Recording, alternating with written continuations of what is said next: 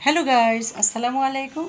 আশা করি আপনারা সবাই ভালো আছেন, সুস্থ আছেন, সুন্দর আছেন। আমি আবার আপনাদের মাঝে উপস্থিত হয়েছি ছোট্ট একটি গল্প বলার জন্য। জানেন, আমাদের সমাজে 12 রকমের মানুষ আছে। ভুল বলেছি, 16 রকমের মানুষ আছে। তাও মনে হয় একটু ভুল বলেছি, 20 রকমের হতে পারে। যাই হোক, বিভিন্ন মানুষের বিভিন্ন মতামত, বিভিন্ন ধরন, চাল চলন সবই আলাদা। জানেন, আমার মা একটা কথা বলতো, যদি পেট ভরে কেউ আসে কারো বাসায় বেড়াতে, সঙ্গে সঙ্গে তার জন্য প্লেটে ভাত বাড়া হয়। আর যে ক্ষুধার্ত অবস্থায় আসে তাকে দেখলে বলে, ভাতটা বসিয়ে দাও। চিন্তা করে দেখেন, আমি তাই মাঝে মাঝে ভাবি, আসলেই যার অনেক আছে, সমাজে প্রতিপত্তি আছে, বাড়ি গাড়ি আছে, অর্থে সব কিছুতে সে একেবারে ভরপুর, তাকে দেখলে আমরা সেলুট করি, তার কাছে আমরা ছুটে যাই। তাকে দেখলে আর সে যদি সামান্য একটু বিপদে পড়ে, তার বিপদে আমরা সবাই বুক পানিতে নেমে যাই। কিন্তু পাশাপাশি জ্ঞানী মানুষ, সচ্ছল, কিন্তু সেরকম না। তার বিপদে কিন্তু কেউ আসবে না, তাকে বিপদে 1 টাকা দিয়েও কেউ সাহায্য করবে না। তার বেলায় হবে ভাত রাঁধো, আর ইনার বেলায় হবে ভাত বাড়ো। অর্থাৎ উনি বেড়াতে এসছেন, টেবিলে ওনার জন্য ভাত বেড়ে দাও, আর ইনি এসেছেন, এই চুলার মধ্যে ভাতটা বসিয়ে দাও। আমি ছেলে মেয়েদের উদ্দেশ্যে বলছি, বাবার অর্থ দিয়ে বন্ধুর সাথে ঘুরে বেড়াচ্ছ, ফুর্তি করে বেড়াচ্ছ, এখানে ওখানে ঘুরে বেড়াচ্ছ, ওই অর্থটা বাবা যে কষ্ট করে কামাই করছে, সেই কামাইটা তুমি করে দেখো তো, এভাবে তুমি ঘুরে বেড়াতে পারো কি না?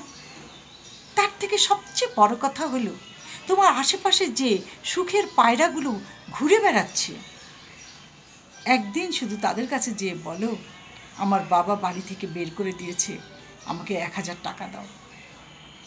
ওর মুখের দিকে তাকাবে, হয়তো খুব জোর সেদিন 500 টাকা দিবে। কিছুদিন পর আবার যেয়ে বলো, বাবা আমরা বের করে দিয়েছে, 2 দিন ধরে কিছু খাচ্ছি না, আমাকে একটু সাহায্য কর না। মুখ ফিরিয়ে সবাই চলে যাবে। তাচ্ছিল্য করে বলবে, হায় হায় হায়, ও তো গরিব হয়ে গেছে, ফকির হয়ে গেছে, শুকনা বালি, ওকে ভিজানো যাবে না।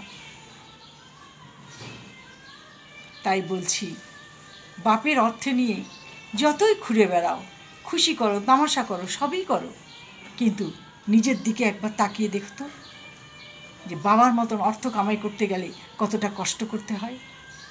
তাই বলছি, শিক্ষিত হও, লেখাপড়া শিখো, সংযমী হও। এত বন্ধু বান্ধবের সঙ্গে ফুর্তি করে ঘুরে বেড়ার কিছু নেই। নিজের পরিবারকে নিয়ে ঘুরে বেড়াও, নিজের অর্থে নিজের পায়ে দাঁড়িয়ে যাও, রোজগার করো, কারো কাছে 2টো হাত পেত না। সুখের বন্ধুদের বললাম না, সুখের পায়রা, পরীক্ষা করে দেখো না, সুখের পায়রারা তোমাকে সুখে রাখে নাকি, ঠিক সেরকম যেরকম বাবা রেখেছে। একদিন বন্ধুদের ভালো করে খাওয়াতে না পারলে বন্ধুরা মুখ বাঁকা করা শুরু করবে। একদিন বন্ধুদের সঙ্গে আড্ডায় না গেলে বন্ধুরা তোমাকে তাচ্ছিল্য করবে। তাতে কি যায় আসে? আমার জীবন আমার, বাঁচতে হলে আমাকেই বাঁচতে হবে, মরে গেলে আমাকেই মরে যেতে হবে।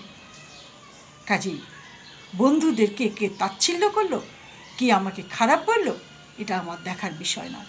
আমার টার্গেটই হলো আমাকে লেখাপড়া শিখে নিজের পায়ে দাঁড়িয়ে যেতে হবে। আমার বাবার অর্থে, বাবার নাম নিয়ে আমাকে চললে হবে না, আমাকে আমার নিজের নাম নিয়ে চলতে হবে। এটাই তো ছেলে মেয়ে, এরাই তো বীরপুরুষ। এদের ভবিষ্যতে এরা নিজেরাই গড়ে নিচ্ছে। কেন খামাখা এটা ওটার জন্য আমি জীবনটা দিব? কেন আমি অবাধ্য হয়ে যে আমার জীবনটাকে অন্ধকারে ঠেলে দিব? কেন আমি বন্ধুদের পাল্লায় পড়ে নিজের জীবনটাকে অন্ধকারাচ্ছন্ন জীবনে নিয়ে যাব? তখন তো কেউ আমার দিকে ঘুরে দেখবে না, কেউ আমাকে আলোর হাত ধরে আমার আলোর পথে টেনে আনবে না। তাই বলছি, বাবা মার কথা শুনো, বাবা মাকে মান্য করো, এবং ঠিক বাবার মতন হওয়ার চেষ্টা করো, নিজের পায়ে দাঁড়ানোর চেষ্টা করো। যেন কেউ কোনোদিন আঙ্গুল তুলে তোমাকে কিছু বলতে না পারে।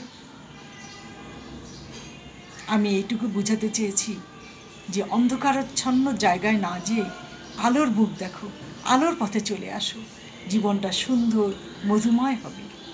আজ এই পর্যন্ত। ভালো থাকেন, সুস্থ থাকেন। আল্লাহ হাফেজ।